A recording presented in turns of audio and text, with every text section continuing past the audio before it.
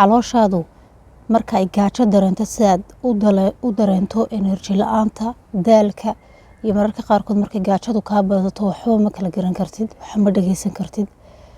daciif baad noqotaa jirka ruuxda iyo maankuba cunto u baahan yihiin sida ay calooshaadu markaad gaajo dareento aad cuntada ugu baahanteed ula cararto ayaga laftigooga cuntadooda si waqtigiisana la ogow jirka cuntadiisu waxa weeyaan waa sport aad ciyaarto oo jirka kusoo kala bixbixiso cuntadiisu waxa weeyaan aad siiso cunto tayo leh nafaqo leh oo aan maxay dad fiitamiinadii loo baahnaa jirkaagu u baahnaa aad kaga helayso cuntooyin badan oo waxa jira lacag badan ayna kaaga baxayn oo fiitamiinadii aad u baahnayd aad ka helaysid marka jirka cuntadiisu waa sport aad ciyaarto waa cunto nafaqo loo siiso iyo inaad nasashada la ogaato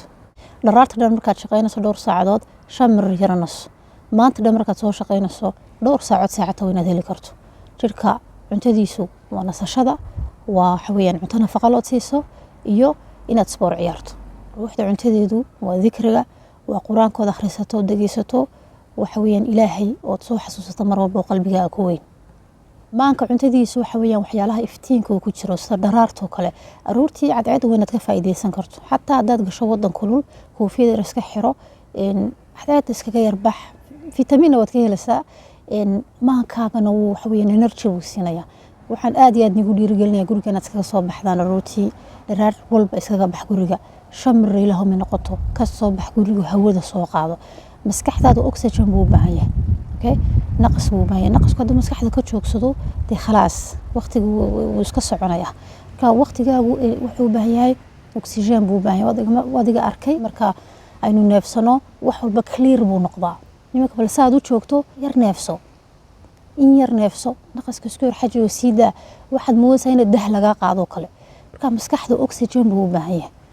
oxygen shaqana dibadda aad ka helaysaa hawada bilaashkay noo socdaan lacag leenaga qaadin baad ka helaysaa iska yarbax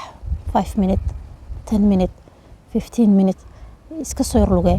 hawada soo qaado maankaagu cuntadiisu waxa weeyaan waa iftiinka cadceedaas oo ka faa'iideysato gurigaaga xataa markaad joogto daha aroortii kala furo iftiinka dibadda ku soo galo gurigaagu iftiin ahaado xilliga la seexanayo waa qasab inaad tiriga baqtisood seexatid oo nasatid laakiin inta kale oo dhan gurigu weyn iftiin soo gali karo iftiinka bilaashkii dibadda ah ee cadceedda ah ku soo galo ma faanta leerka iska badamibo iftiinka dibadda ku soo galo cadceedu markay soo dhacaysana iftiinka guriga weyn ku shidnaan karo qol kasta shid hadaan ku raahdo tiriga waa lacag weeyaan laakiin hadba meeshii aad joogto weyn iftiin ku haan karo maanka cuntadiisa waa ka wayadu leerku meesha uu kugu yar yahay dansan yahay in qofkii caajis